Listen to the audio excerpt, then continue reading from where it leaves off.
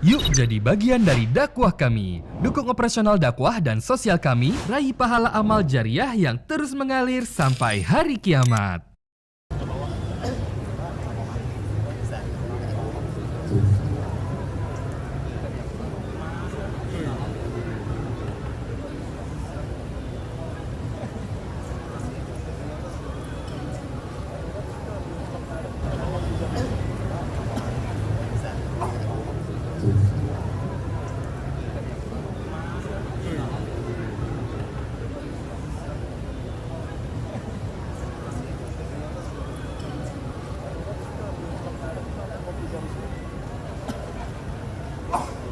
Assalamualaikum warahmatullahi wabarakatuh.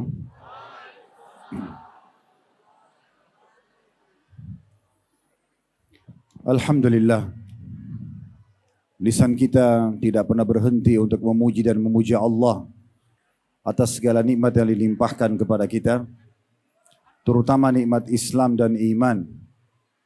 Yang dengan Islam dan iman kita jadi mengenal siapa pencipta alam semesta ini. Kita jadi tahu tujuan kita berada di muka bumi ini. Kita juga jadi tahu mana yang boleh dinikmati dari makanan, minuman, pakaian, tempat tinggal. Mana yang boleh dikerjakan dan tidak boleh dikerjakan. Dan dengan ini akhirnya kita punya panduan hidup. Dan dengan itu pula kita akan diberikan balasan yang sempurna yang nantinya akan kita raih di surga nanti. Oleh karena itu Allah Subhanahu wa taala memastikan kepada kita agar selalu menikmati dan bersyukur apapun yang telah Dia berikan, dan syukur ini diberikan atau dimudahkan dengan dua komponen kata Alhamdulillah. Maka jadilah orang yang selalu mengucapkan kata-kata ini tentunya. Selanjutnya kita panjatkan salam hormat kita kepada utusan Allah Nabi besar Muhammad sallallahu alaihi wa ala alihi wa sahbihi wasallam, sebagaimana Allah telah perintahkan kita untuk mengucapkan salam hormat tersebut. Dan tentunya sebagai balas jasa 23 tahun dari masa hidup beliau dihabiskan untuk agama ini. 13 tahun di fase Mekah, semuanya dengan hinaan, cacian, puncaknya diusir dari kampung halamannya sendiri, dan itu dilalui dengan kesabaran, serta 10 tahun fase Madinah, semuanya penyempurnaan terhadap agama ini sehingga sampai kepada kita semuanya. Pertama-tama kita mengucapkan qadarullah ma syaa fa'al karena hujan lagi turun. Saya berharap teman-teman kita yang sudah hadir yang memang belum bisa mendapatkan tempat bernaung, harap bersabar karena memang tidak cukup tempatnya. Mungkin bagi teman-teman yang di belakang belum tahu kalau kondisi di depan juga sudah penuh. Maka saya berharap bersabar, insya Allah. Mudah-mudahan dengan sedikit pengorbanan ini ada pahala tambahan di sisi Allah Subhanahu wa taala. Dan perlu saya sampaikan, Nabi Muhammad SAW bila turun hujan, maka beliau seringkali membuka imamahnya, bahkan membuka sebagian sedikit baju dan kerah bajunya dan membiarkan air hujan menimpa tubuh beliau, dan beliau mengatakan, sungguh air ini baru turun dari rahmat Tuhannya. Maksudnya air ini baru saja difilter kembali dan dijadikan layak untuk dikonsumsi. Karena air yang kita konsumsi sekarang untuk mandi, untuk masak, minum dan segala macam sebenarnya bukan air yang baru. Air yang sudah dari dulu, dari awal diciptakan oleh Allah Subhanahu wa taala, bahkan jauh sebelum manusia diciptakan, dan kemudian difilter dengan hujan ini. Oleh karena itu insya Allah air hujan adalah air yang berkah. Dan Nabi SAW mengajarkan di saat hujan seperti ini kita membaca Allahumma sayyiban nafi'a. Ya Allah jadikanlah hujan yang penuh kebaikan. Dan juga beliau mengajarkan doa mutirna bifadlillahi wa rahmati. Kami telah mendapatkan hujan dengan izin Allah dan rahmat dari Allah Subhanahu wa taala. Kemudian selanjutnya teman-teman sekalian, saya ingin menjalankan sunnah Nabi alaihi salatu wassalam, yaitu sabda beliau, man lam yashkurun nas la yashkurullah. Siapa yang belum berterima kasih kepada manusia, maka belum berterima kasih kepada Allah. Secara pribadi dan juga mengatasnamakan tim KHB Official, kami mengucapkan jazakumullah akhiran kepada Pak Wali Kota dan Ibu Wali Kota, serta seluruh jajaran pemerintahan yang sudah terlibat di Kota Makassar, sehingga terlaksana tablik akbar kita di lapangan Karibosi ini, serta juga kepada seluruh jemaah yang sudah meluangkan waktunya datang, mungkin mengeluarkan biaya, meluangkan waktu, mungkin juga ada yang meninggalkan pekerjaannya. Semoga semua ini dicatat pahala yang melimpah oleh Allah Subhanahu wa taala dan juga dijadikan sebagai tambahan amal di timbangan Bapak Ibu nanti pada hari kiamat, dijadikan penyebab peninggian derajatnya, pembersihan dosanya dan juga dipenuhi hajat-hajatnya. Allahumma amin. Selanjutnya teman-teman sekalian, ya, karena mayoritas atau ada juga teman-teman kita yang musafir dari Jakarta dan dari beberapa wilayah di Indonesia yang datang, maka tadi waktu sholat maghrib sudah menjamak dengan isya. Khusus bagi teman-teman yang di kota Makassar, nanti akan ada break sholat isya setelah kita menyampaikan beberapa saat tema kita. Selepas sholat isya insya Allah kita lanjutkan kembali. Baik, saya duduk juga di sini Bapak Ibu sekalian bukan karena saya lebih tahu daripada Anda semua, tapi kita ingin menjalankan perintah Nabi SAW dan tentu awal dulu perintah Allah, kemudian baru perintah Nabi SAW.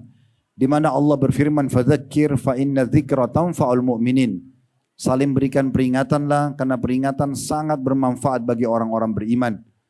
Jadi duduk mendengarkan ceramah, mendengarkan penyampaian firman Allah Subhanahu wa taala yang kekal dalam kitab suci Al-Qur'an dan juga mendengarkan penyampaian Nabi SAW adalah bagian yang sangat mulia.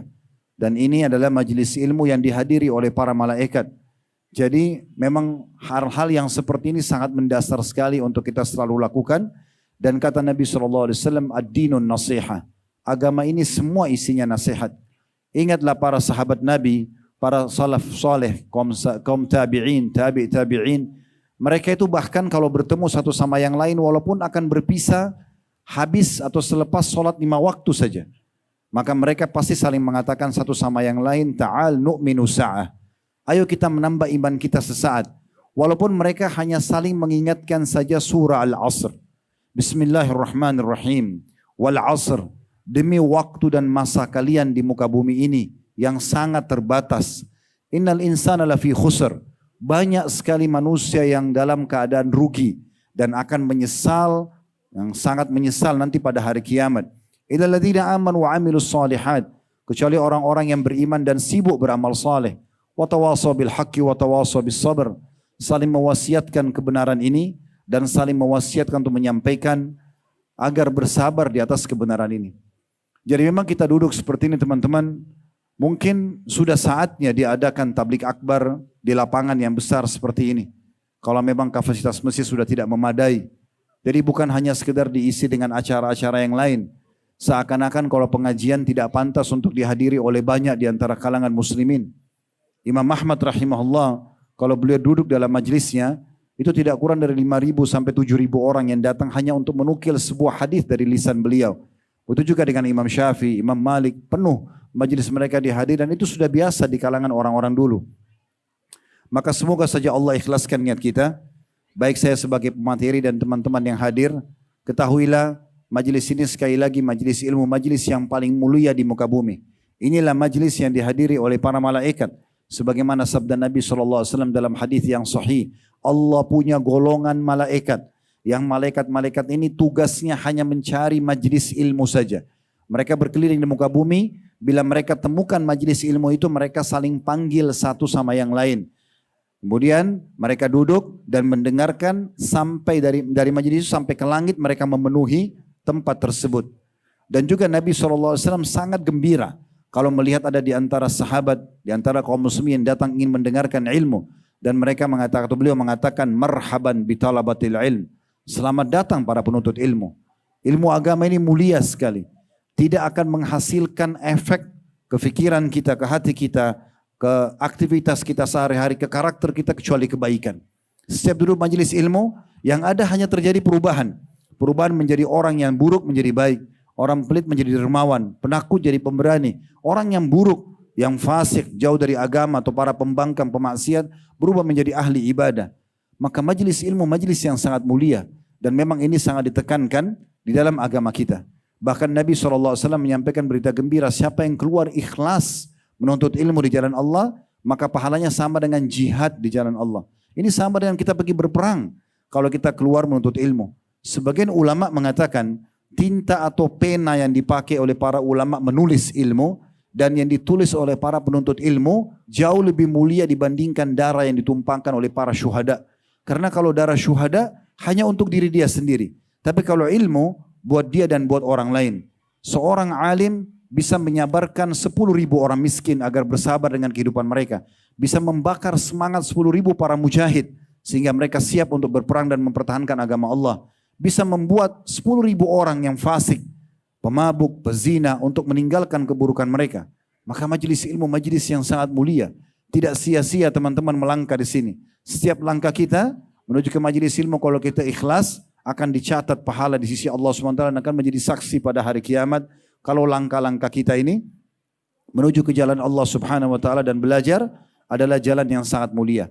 Sebagian ulama sampai ada yang mengatakan kalau ada orang meninggal sementara dia menuju ke ilmu, baik mengajar ataupun belajar, maka dipastikan orang itu mati syahid sebagaimana para syuhada.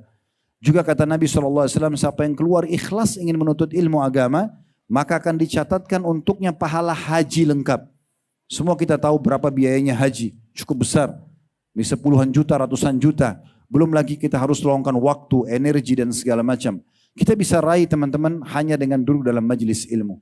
Maka semua ini keutamaan yang akan kita raih. Dan Ibnu Qayyim rahimahullah menyusun tidak kurang dari 100 keutamaan orang hadir dalam majelis ilmu.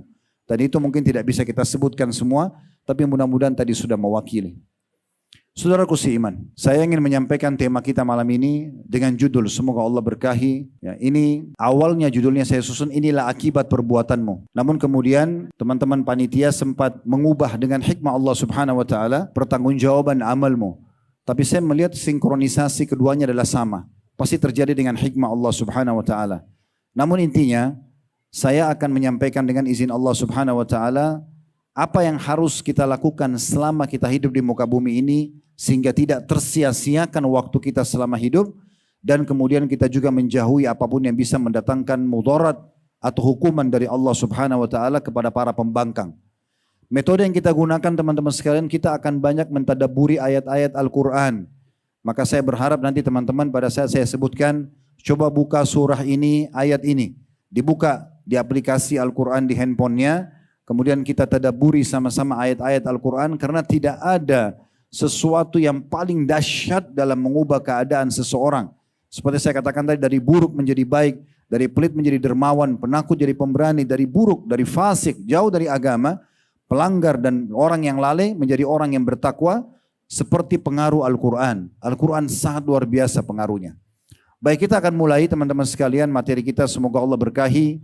Kita akan membaca surah Al-Zalzalah. Saya yakin kita hafal semua surah ini. Tapi ada beberapa ayat nanti di beberapa surah yang kita akan bicara tentang penyesalan yang akan terjadi bagi orang-orang yang tidak mengisi hari-harinya dengan amal saleh pada hari kiamat nanti di surah-surah yang lainnya. Namun surah Zalzalah surah nomor 99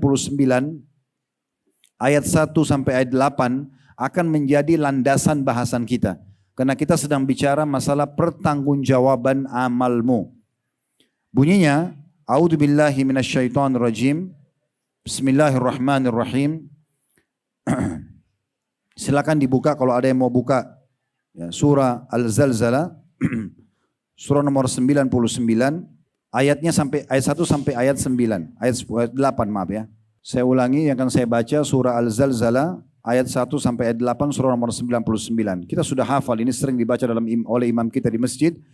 Bismillahirrahmanirrahim. Idza zulzilatil ardu zilzalaha. Ingatlah, pelajarilah, sadarilah ketika bumi itu nanti akan digoncangkan dengan dahsyat pada hari kiamat. Kalau teman-teman mau merunungi tadabburi ayat pertama ini, kata ulama gambaran kecilnya terjadi kiamat, goncangan dahsyat hari kiamat adalah gempa yang terjadi. Gempa itu selalu hitungannya detik. Tidak akan pernah ada gempa hitungan menit.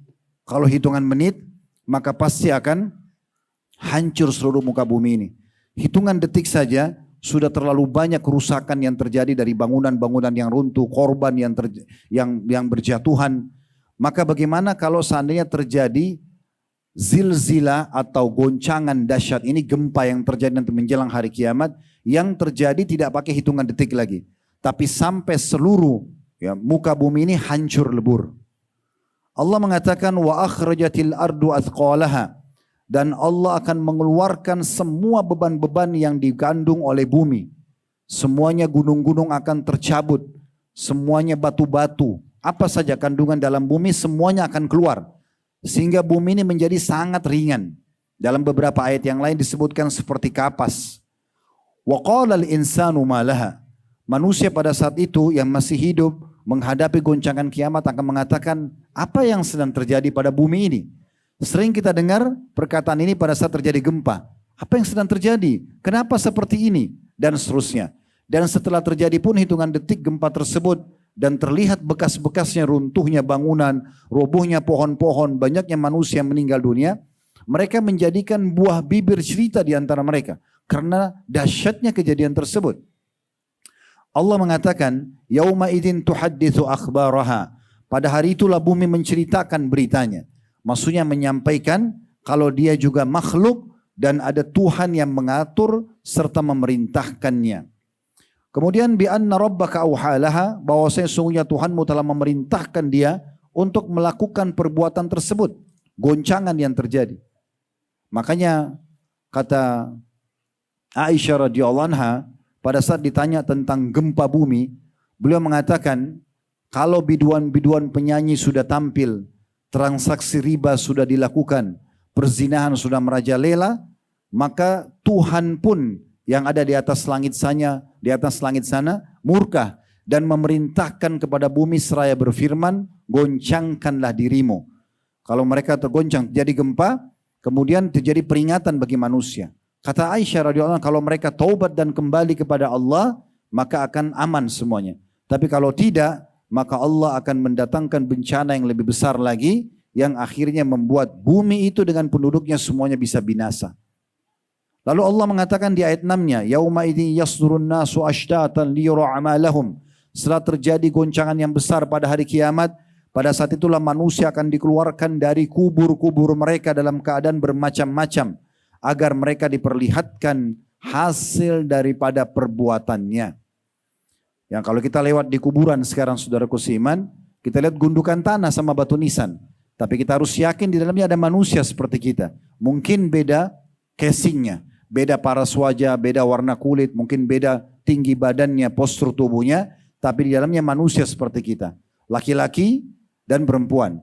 Dan mereka semua mungkin jauh lebih baik daripada kita. Dari sisi penampilan, dari sisi kedudukan, dari sisi harta, ilmu pengetahuan, tapi mereka sudah meninggal. Kita pun akan menyusul. Dan semua juga kita akan dikuburkan sebagaimana orang-orang sebelum kita. Dan Allah pastikan dalam ayat 6 ini, semua manusia nanti pada saat hari kiamat terjadi goncangan besar, dibangkitkan dari kubur-kubur mereka. Mau nggak mau akan dibangkitkan. Kemudian barulah masuk dalam inti bahasan kita, ayat 7 dan ayat 8, فَمَنْ يَعْمَلْ مِثْقَالَ ذَرَّةٍ خَيْرًا يَرَى. Siapa yang berbuat seperti biji sawi dari kebaikan, senyum dengan muslim, pernah membantu orang dengan 1.000 rupiah, berbagi sepotong roti, apa saja kebaikan, dari yang kecil sampai yang besar, maka akan diperlihatkan kepadanya, serta juga akan diberikan balasannya. Selanjutnya ayat 8, وَمَنْ يَعْمَلْ مِثْقَالَ ذَرَّةٍ شَرًّا يَرَى.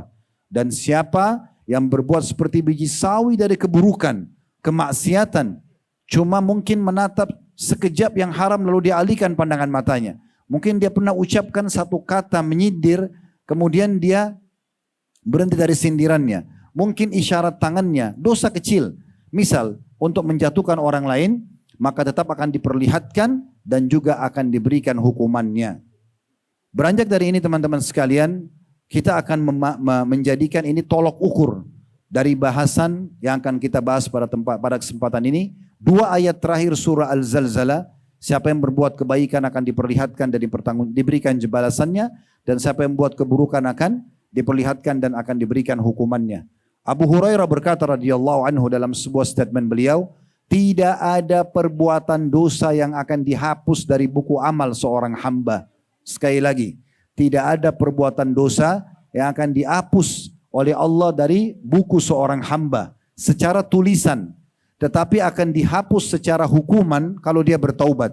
Tetapi tetap saja ada. Kalau orang berzina di umur 17 tahun, di sebuah tempat, di suatu waktu, misal di malam hari. Kemudian di umur 19 tahun dia bertobat. Kalau dia bertobat 99 hukumannya dihapus. Tetapi secara histori tidak akan dihapus. Dia akan tetap lihat supaya dia tahu bagaimana kemahakuasaan Allah mencatat semua apa yang dia lakukan. Dalam salah satu ayat Al-Quran, orang-orang kafir nanti pada saat menerima bukunya pada hari kiamat, mereka mengatakan, ma li hadzal kitab. Buku apa yang kami terima ini? La yughadiru saghiratan wala kabiratan illa ahsaha. Sama sekali tidak membedakan mana yang besar dan mana yang kecil. Kata sebagian ulama tafsir, yang kecil adalah waktu seseorang pertama lahir dari rahim ibunya, tangisan pertama, kedipan mata pertama, tarikan nafas pertama, sampai yang ke-100, yang ke-1000, sampai dia meninggal dunia, semuanya tercatat. Di waktu itu, di tempat itu, apapun aktivitasnya, walaupun sedang tidak melakukan apa-apa, dosa atau amal saja, kedipan mata saja, semua akan dicatat. Dan semua akan diperlihatkan pada hari kiamat nanti. Saudaraku seiman, kita harus menyadari bahwasanya kita semua ada di muka bumi ini, lahir di sini, ada tujuannya. Ada tujuannya. Kita lahir dari rahim ibu kita, lalu kemudian kita tiba-tiba sudah punya status sebagai anak. Ibu kita punya status sebagai ibu, ayah kita punya status sebagai ayah. Kemudian semua ini ada. Cahaya, air, udara, api, semuanya ada. Lingkungan kita ada. Pola kehidupan dan roda kehidupan sedang berjalan. Ini semuanya ada tujuannya. Islam sudah mengajarkan kepada kita tentang tujuan tersebut. Jangan keluar dari tujuan itu. Jangan sampai justru kita mengambil dan menikmati pernak-pernik yang meninggalkan tujuan utama kita hidup. Allah mengekalkan dalam surah Az-Zariyat, surah nomor 51 ayat 56. Tujuan utama kita lahir di muka bumi. Jangan keluar dari tujuan ini. Wa ma khalaqtul jinna wal insa illa liya'budun. Aku tidak menciptakan jin dan manusia, kata Allah, kecuali untuk mengabdi dan menyembah kepadaku. Orang yang tanya, saudaraku seiman, Ustaz, apakah memang saya diciptakan di muka bumi ini untuk sholat? Saya katakan iya. Apakah diciptakan untuk puasa, zakat, ya, kemudian bakti sama orang tua, jenguk orang sakit, membaca Al-Quran, berzikir, haji dan umrah, majelis ilmu? Jawabannya iya. Apa ada tujuan lain? Tidak ada. Tidak ada tujuan lain. Dan kita dilarang melanggar apapun yang Allah larang untuk kita langgar. Kalau makan, minum, tidur, belanja, ini pernak-perniknya kehidupan. Pernak-pernik. Jangan pernak-perniknya menjadi nomor satu, lalu kemudian tujuan utama kita lupakan. Rugi sekali teman-teman. Kita akan menyesal pada hari kiamat nanti kalau ada 1 detik saja dari hidup kita yang kita tidak isi dengan amal-amal saleh. Menyesalnya luar biasa. Kalau seandainya detik ini ada orang yang dihidupkan dari kuburan dan dia hadir bersama kita dan kita berikan dia mikrofon untuk dia menyampaikan kira-kira apa yang dia ingin nasihatkan kepada kita di saat dia diberikan hidup setengah jam saja. Setengah jam diberikan waktu untuk hidup, kira-kira apa yang akan dia ucapkan kepada kita? Atau bayangkan setiap orang di antara kita sekarang meninggal, baru tadi diantar di kuburan dan dikuburkan, kemudian Allah berikan kesempatan dia hidup 5 menit, tidak usah setengah jam, untuk dia menyampaikan apa yang dia rasakan dan dia lihat di alam kubur. Kira-kira apa yang akan dia sampaikan kepada kita, saudaraku sekalian? Apakah dia akan mengatakan, silakan kamu habiskan waktu kamu di mall misalnya, atau cari makanan favoritmu, atau silakan bergaul seperti atau membuang-buang waktu seperti biasa yang kamu lakukan? Demi Allah tidak. Mereka akan mengatakan segera taubat kepada Allah, segera ibadah. Saya sudah lihat apa yang kalian tidak lihat. Mereka semua akan mengatakan itu. Umar bin Abdul Aziz rahimahullah mengatakan pada saat mengantar jenazah dan beliau ingin menasihati dirinya dan juga orang di sekitarnya. Beliau mengatakan, aku seakan-akan sedang diajak bicara oleh penghuni-penghuni kuburan ini. Mereka sedang bicara mengatakan, wahai Umar, kalau seandainya engkau tahu bagaimana tanah kuburan dan belatung-belatungnya menyedot ya, otot-otot kami, lemak-lemak kami, isi sumsum tulang-tulang kami, kemudian merusak semua tulang-tulang kami sehingga keropos, bahkan memakan isi bola mata kami, dan menghabiskan mengukur semua rambut kami yang dulunya indah. Kalau seandainya engkau tahu, wahai Umar, bagaimana sekarang kami menyesal dengan semua detik hidup kami yang sudah kami buang cuma-cuma, dan juga dosa yang pernah kami lakukan sengaja atau tidak sengaja. Bagaimana menyesalnya kami, dan juga bagaimana menyesalnya kami dengan amal-amal soleh yang kami tinggalkan. Sempat luput hanya karena dia amal sunnah dan kami mengatakan sudahlah itu kan cuma sunnah. Bagaimana menyesalnya kami? Maka niscaya hai Umar, engkau tidak akan pernah mau menikmati makanan, minuman sampai engkau menyempurnakan apa yang sedang diperintahkan oleh Tuhanmu Allah Subhanahu wa taala. Saudaraku seiman, semua dai-dai, semua ulama, semua kiai kita kalau menyampaikan ceramah seperti yang kami sampaikan, kami hanya bisa berteriak-teriak di mikrofon seperti ini. Kami tidak mungkin datang ke rumah Bapak Ibu dan saudaraku seiman untuk mengawasi Anda setiap saat.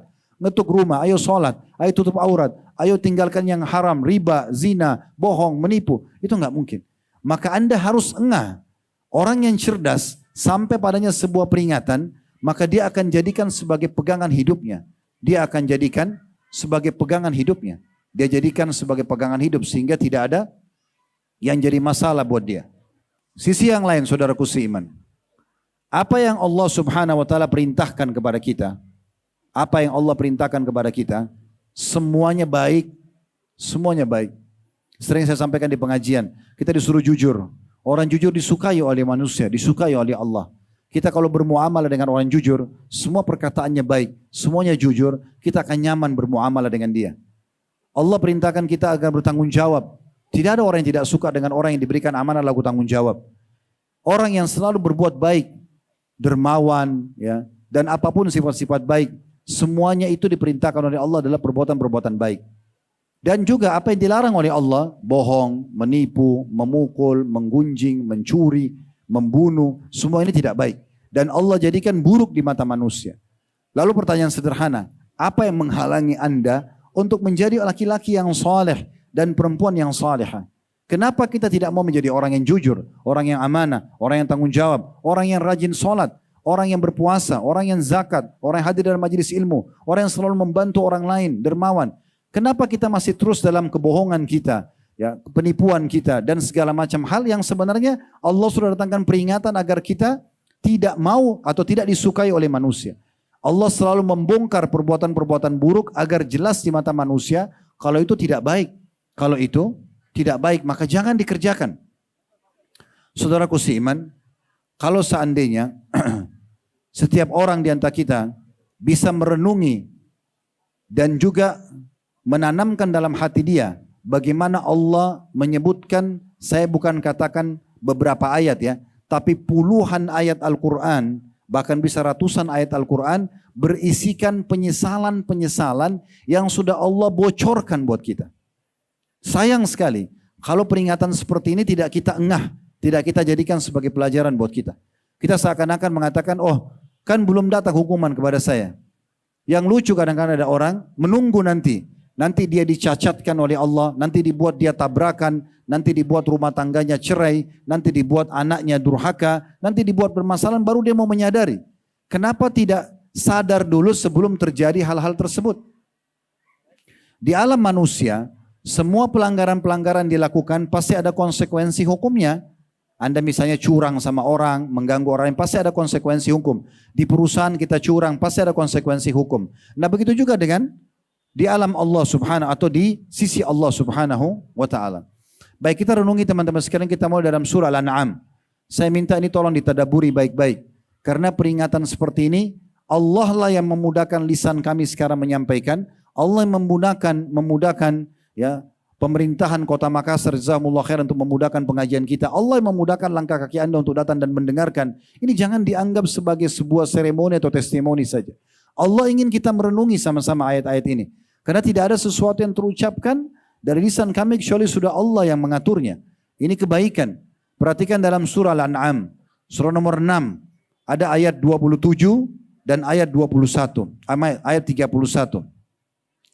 Surah Al-An'am ini, surah nomor 6 dalam Al-Quran, disebutkan di ayat 27-nya, ini contoh penyesalan yang akan terjadi nanti, yang bunyinya, saya bacakan, walau tara idh wukifu 'alan nari faqalu ya laitana nuraddu wa la nukadziba bi ayati rabbina wa nakuna minal mu'minin. Dan jika kamu hai Muhammad, kata Allah kepada Nabi Muhammad SAW, dan peringatan buat kita juga umat beliau SAW. Jika engkau hai Muhammad bersama umatmu melihat ketika mereka orang-orang kafir, orang-orang yang banyak kelalaian dihadapkan ke neraka nanti pada hari kiamat. Mereka sudah lihat neraka depan mata mereka, sudah lihat api berkobar-kobar, sudah lihat orang teriak-teriak ketakutan. Lalu mereka akan berkata, para ahli neraka akan berkata, ini sudah dikasih bocorannya, jangan menjadi mereka. Allah sudah bilang, mereka akan berkata, kiranya kami dikembalikan ke dunia dan tidak mendustakan ayat-ayat Tuhan kami, serta menjadi orang-orang yang beriman. Tentulah hai Muhammad, kamu melihat peristiwa atau suatu peristiwa yang mengharukan. Ayat ini turun 1400 tahun yang lalu, saudaraku seiman. Allah gambarkan kepada Nabi Muhammad SAW, kalau seandainya engkau melihat hai Muhammad, bagaimana mereka nanti pada hari kiamat diberdirikan depan neraka, dan mereka lihat kobaran-kobaran api itu, mereka semua di neraka akan mengatakan, kalau seandainya kami bisa dikembalikan ke dunia, lalu kami mulai berimani ayat-ayat Tuhan kami beriman, kami beramal saleh, ya, tapi sudah tidak bisa. Lalu Allah mengatakan, sungguh itu akan menjadikannya sebagai sebuah pemandangan yang memilukan. Di ayat 31-nya Allah juga mengatakan, qad khasira alladhina kadzabu biliqa'illah hatta idza ja'atuhumus sa'atu baghtatan qalu ya hasratana ala ma farratna fiha wa hum yahmiluna awzarahum ala dhuhurihim ala sa'a ma yazirun. Masih surah yang sama Al-An'am tapi ayat 31-nya. Allah berfirman, sungguh telah rugilah, binasalah, celakalah, menyesallah, itu maknanya semua sama. Sungguh telah rugilah orang-orang yang mendustakan pertemuan mereka dengan Tuhan mereka. Gak akan ada hari kiamat, gak akan ada hisab amal, gak akan ada surga dan neraka. Dia mendustakan. Sehingga apabila kiamat datang kepada mereka dengan tiba-tiba, mereka berkata, tanda kutip Allah ceritakan kepada kita bocorannya, alangkah besarnya penyesalan kami. Ini orang-orang akan berkata nanti hari kiamat, alangkah besarnya penyesalan kami terhadap kelalaian kami tentang kiamat itu. Sambil mereka memikul dosa-dosa mereka di atas punggung mereka. Ingatlah, amat buruklah apa yang mereka pikul itu. Amat buruklah apa yang Allah pikul, apa yang mereka pikul itu. Saya tambahkan satu ayat 32 di bawahnya. Ini Allah ingatkan kepada kita supaya kembali kepada tujuan kita diciptakan. Silakan nikmatin dunia, tapi di 5 huruf yang halal, makan, minum, pergaulan, pendapatan selama halal, nikmatin. Islam tidak pernah membatasi prestasi dunia kita. Bisa mengejar jabatan tertinggi yang penting halal. Bisa mengejar titel akademik tertinggi yang penting halal. Jenjang pendidikan. Bisa ya, memiliki keturunan, memiliki pasangan, memiliki pekerjaan, menjaga nama baik, memakai pakaian yang bagus. Apa saja, menikmati pemandangan yang indah. Selama halal silakan. Yang haram, 5 huruf yang lain tinggalkan. Allah tidak pernah larang untuk itu. Dunia boleh kita nikmatin, tetapi jangan itu membuat kita membangkang dan maksiat kepada Allah Subhanahu wa taala. Di ayat 32 Allah mengatakan wa mal hayatud dunya illa la'ibun wa lahu walad darul akhiratu khairun lil ladzina yattaqun afala taqilun. Tiadalah kehidupan dunia itu selain hanya main-main saja seperti waktu yang berlalu dan senda gurau belaka, dan sungguh kampung akhirat itu lebih baik bagi orang-orang yang bertakwa. Maka tidakkah kamu memahaminya? Selanjutnya kita tadabburi juga surah Al-A'raf, surah nomor 7. Di ayat 5-nya Allah Subhanahu wa taala berfirman, ini ayat tadi surah Al-An'am surah nomor 6, ini ayat surah nomor 7 Al-A'raf. Ayat 5-nya, "Fama kana da'wahum idz ja'ahum ba'suna illa an qalu inna kunna zalimin." Maka tidak adalah keluhan mereka di waktu datang kepada mereka siksaan kami, kecuali mereka hanya mengatakan sungguhnya kami adalah orang-orang zalim. Teman-teman tahu gak? Nanti hari kiamat, orang-orang yang masuk neraka, wa na'udzubillah, mereka masuk neraka dalam kondisi meyakini keadilannya Allah. Karena Allah tidak pernah suruh mereka untuk berbuat dosa. Bahkan Allah datangkan peringatan-peringatan kepada mereka. Supaya ada yang nasihatin, ada yang ingatkan, dikasih ujian, sakit, bangkrut usahanya, supaya dia kembali kepada Allah Subhanahu wa taala. Dalam salah satu ayat Allah mengatakan la'allahum yatadarra'un, agar mereka kembali kepada Allah. Jadi mereka nanti masuk neraka dalam kondisi menyesal, tapi saat itu tidak ada manfaatnya untuk menyesal. Tidak ada manfaatnya untuk menyesal. Mereka sudah tidak bisa buat apa-apa lagi. Waktu Nabi Muhammad SAW dalam sebuah riwayat sahih menguburkan jenazahnya tokoh-tokoh Quraisy. Ada 70 tokoh Quraisy, 69 dikubur dalam satu sumur. Kemudian Satunya Umayyah bin Khalaf tidak bisa dikubur karena badannya membusuk, membengkak. Ini 70 orang, semuanya orang kayanya Mekah, semuanya kepala-kepala suku yang sangat terkenal. Orang-orangnya tampan-tampan, kekar-kekar tubuhnya, keturunannya banyak, tapi binasa di perang Badar karena mereka kufur kepada Allah Subhanahu wa taala. Waktu jenazahnya ditaruh dalam sumur, kata Nabi SAW di depan para sahabat, wahai fulan bin fulan, dipanggil namanya satu persatu. Wahai fulan bin fulan, 69 orang itu. Yang satunya di luar, dikubur di atas tanah. Lalu kata Nabi SAW, setelah sebut 69 nama ini, beliau mengatakan, apakah kalian sudah mendapatkan apa yang Tuhan kalian ancamkan pada kalian? Orang kafir akan kena siksa kubur, malaikat maut cabut ruhnya menyakitkan, kemudian nanti dia akan dibangkitkan hari kiamat masuk neraka. Sudah lihat semua itu? Sesungguhnya, kata Nabi SAW, aku telah mendapatkan apa yang Tuhanku janjikan. Maksudnya, aku beriman, Allah berikan kemenangan. Allah berikan ketentraman. Dan ini baru di dunia, di akhirat aku juga akan dapatkan yang terbaik. Umar bin Khattab sempat mengatakan, ya Rasulullah, mereka semua itu bangkai, sudah mati, jenazah. Bagaimana mereka bisa mendengar Anda? Kata Nabi SAW, demi zat yang jiwakum dalam genggamannya wahai Muhammad. Maksudnya demi Allah, sesungguhnya mereka lebih jelas mendengarku daripada engkau sedang mendengarku sekarang. Live Nabi SAW sampaikan tentang kondisi mereka. Cerdaslah teman-teman. Masuk telinga kanan, dicerna ke otak kita, dimasukkan ke dalam hati kita, aplikasikan dalam anggota tubuh. Jangan cuma dengar ceramah masuk telinga kanan, keluar telinga kiri lalu pulang, bubar, oh bagus ya, oh tadi rame ya. Bukan itu yang dibutuhkan. Bagaimana antum pulang, Anda pulang membawa ilmu itu dan mengamalkan. Itu yang penting. Keselamatan Allah yang membuat kita bisa berkumpul sehingga kita bisa saling mengingatkan sampai pada saat ini. Maka jangan sia-siakan ini. Begitu juga selanjutnya Allah SWT sebutkan dalam surah Yunus. Surah nomor 10 yang disebutkan di ayat 50 sampai ayat 54. Bunyinya surah Yunus surah nomor 10 ayat 50 sampai 54. Qul ara'aitum in atakum adzabuhu bayatan aw naharan madza yasta'jilu minhul mujrimun. Katakan hai Muhammad, terangkan kepadaku jika datang kepada kamu sekalian siksanya Allah di waktu malam atau di siang hari, apakah orang-orang berdosa itu meminta disegerakan juga? Maksudnya kalau tiba-tiba datang, ada orang yang berzina di hotel, tiba-tiba rubuh hotelnya, mati. Tidak sempat melarikan diri. Ada orang yang keluar dari rumahnya sehat, tabrakan, meninggal di tempat. Kejadian beberapa waktu lalu di Indonesia ada tsunami, ada longsor, ya. Semuanya itu teman-teman sekalian, kita bisa dengar kemarin dipublikasikan di media kita. Bagaimana mereka pada saat itu menceritakan, saya cuplikan seseorang anak muda di Palu waktu terjadi tsunami dan longsor. Itu menceritakan di media. Sambil dia mengatakan, sesungguhnya teman saya bersama saya jalan. Tiba-tiba tanah itu ya terjadi longsor dan berputar. Rumah itu rubuh dan teman saya pun disedot ke dalam. Saya sempat loncat pindah dari sana sini dan saya sempat selamat. Dia menceritakan apa yang sedang terjadi. Padahal itu setiap saat bisa terjadi pada diri dia juga. Harusnya orang yang cerdas, kata Ibnu Umar radhiyallahu anhu, kalau ada depan mata dia peringatan terjadi, mungkin belum menimpa dia, tapi pada temannya, dia harus menyadari Allah sedang memberikan peringatan dia dan menyelamatkan agar dia sempat tobat, tidak seperti temannya. Berapa banyak orang di masa kita sekarang, kalau dari diskotik malam hari, balap-balap mobil, tabrakan. Temannya mati, dia tidak mati. Tapi dia cuma mengatakan syukur teman saya mati bukan saya. Dia tidak ambil pelajaran. Padahal setiap saat bisa terjadi pada dia. Dan akan terjadi penyesalan yang sama. Allah Subhanahu wa ta'ala menjelaskan, kayak kembali tadi ke surah Yunus ayat 50-nya. Ayat 51, athumma idza ma waqa'a amantum bihi al-ana wa qad kuntum bihi tasta'jilun.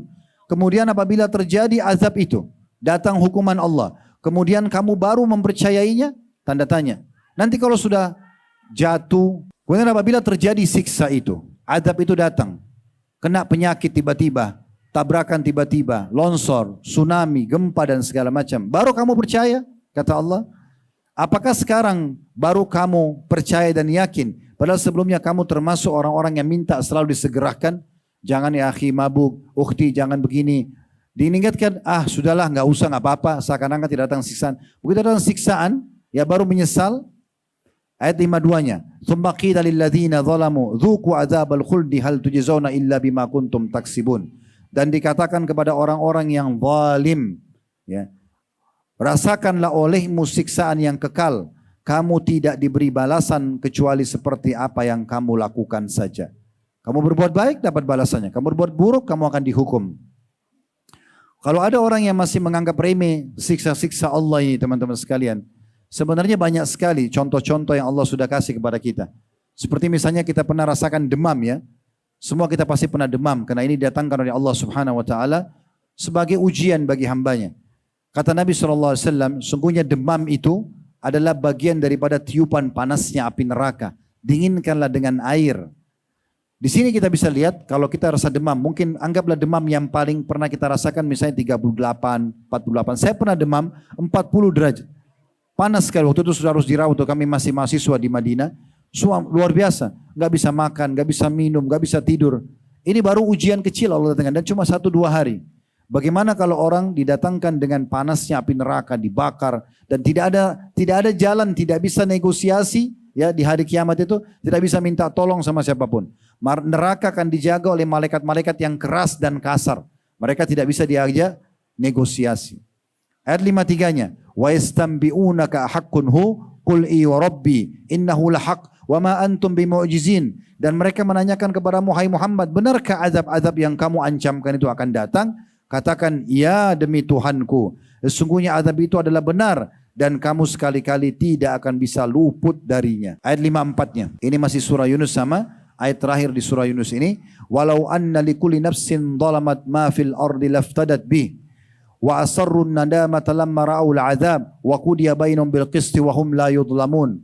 Dan kalau setiap diri yang zalim atau berbuat musyrik, berbuat kekafiran, maksiat, tidak mau taubat, itu mempunyai segala apa yang ada di bumi, tentu dia akan menebus dirinya dengan itu pada hari kiamat nanti. Dan mereka menyebutkan penyesalannya ketika mereka telah menyaksikan siksaan itu. Dan telah diberi keputusan di antara mereka dengan adil di hari kiamat, sedangkan mereka tidak dianiaya sedikit pun. Kita baca ayat selanjutnya mungkin, ini ayat terakhir baru kita break dulu untuk sholat ya. Yaitu dalam surah Maryam, surah nomor 19, ayat 39, yang bunyinya, wa anzirhum yaumal hasrati idh qudiyal amru wa hum fi ghaflatin wa hum la yu'minun. Ingatkan mereka hai Muhammad, sampaikan kepada semua manusia yang sudah beriman dan yang belum beriman. Ingatkan kepada mereka semua hari penyesalan, yaitu ketika segala perkara telah diputuskan di hari kiamat nanti, dan mereka dalam keadaan lalai dan juga mereka tidak beriman. Sebagai penutup kata-kata saya, kita break sholat isya dulu. Teman-teman, nanti hari kiamat ada 3 golongan orang yang menyesal. 3 golongan orang yang menyesal. Yang pertama, penyesalannya abadi, yaitu orang-orang yang kafir, orang musyrik, orang munafik. Mereka tidak beriman kepada Allah. Mereka tidak beriman pada risalah Nabi Muhammad SAW. Ini kekal abadi penyesalannya. Karena mereka masuk neraka tidak ada peluang untuk keluar. Allah mengatakan tentang mereka masuk dalam neraka, khalidina fiha, kekal selamanya di dalamnya. Oleh karena itu kalau teman-teman punya kerabat, punya teman, punya tetangga non muslim, jangan pernah ragu untuk tawarkan masuk Islam. Kita cuma menawarkan hidayah di tangan Allah. Jangan pernah ragu apakah diterima atau tidak. Tawarkan saja Islam. Saya setiap kali ketemu orang non muslim, saya selalu bertanya, bagaimana pendapat anda tentang Islam? Setelah dia jelaskan pendapat dia, lalu kemudian saya cuma menyampaikan dengan harapan dia bisa masuk Islam. Dan tidak sedikit di antara mereka syahadat karena itu. Hampir mayoritas yang masuk Islam yang syahadat ini, rata-rata tidak masuk akal. Mendengarkan azan, melihat muslimah pakai jilbab, hanya mendengarkan sebuah potongan ayat, mereka bisa syahadat. Karena orang kalau meninggal dalam keadaan kafir, tidak ada keselamatan lagi selamanya. Maka dia akan masuk neraka selamanya. Yang kedua, orang yang menyesal tapi ini sementara saja. Artinya menyesal karena mereka masuk ke neraka tapi masih bisa keluar. Ini adalah usatul mu'minin. Orang-orang beriman yang banyak buat dosa tapi tidak sempat bertaubat. Ini bahaya nih. Ya, walaupun nanti keluar dari neraka tapi tetap menyesal. Mereka ini menyesal karena mereka masuk neraka walaupun hitungan cuma beberapa hari, tetap menyesal karena siksaannya sangat menyakitkan. Siksaannya sangat menyakitkan karena di akhirat nanti tidak ada kematian. Tidak ada kematian. Teman-teman nanti kalau ada contoh misalnya kalau ada pencuri di pinggir jalan, perampok, ditangkap, digebukin oleh masyarakat. Kalau sampai mati, pencuri itu sampai mati, saya yakin kita sepakat tidak akan dipukuli lagi. Karena orang yang mati tidak akan merasakan sakit. Tapi di neraka tidak ada kematian.